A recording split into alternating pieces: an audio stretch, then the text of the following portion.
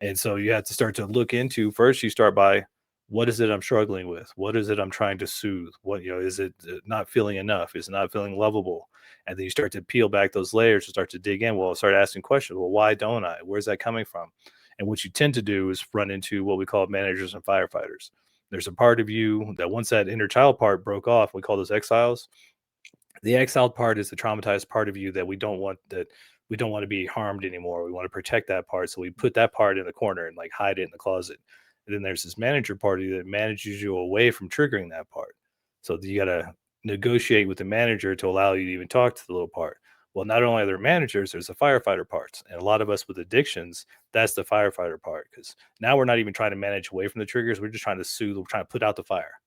So that comes in the alcohol, that comes in the drugs, comes in this whatever the soothing modality is, medication. And you negotiate with those parts. You tell them, hey, I'm the older version. I'm not the 3, 4, 5 year old little boy anymore. I'm grown now. I can handle this. Let me talk to the little version.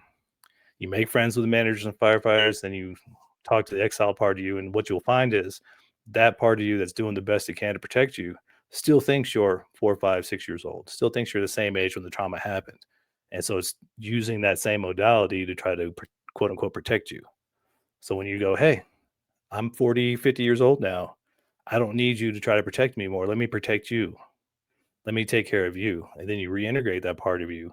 And when you can reintegrate those parts, you can actually reintegrate the managers and firefighters too.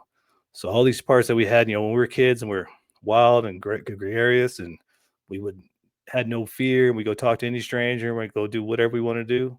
And then over time we became more and more isolated, more and more safety conscious, became more and more fearful. It's because those little parts get broken off. And as we heal those parts and dig into that inner child part of us, we start to regain some of that passion. We start to regain some of that love for life and some of that fun loving attitude because now we don't have protect anymore.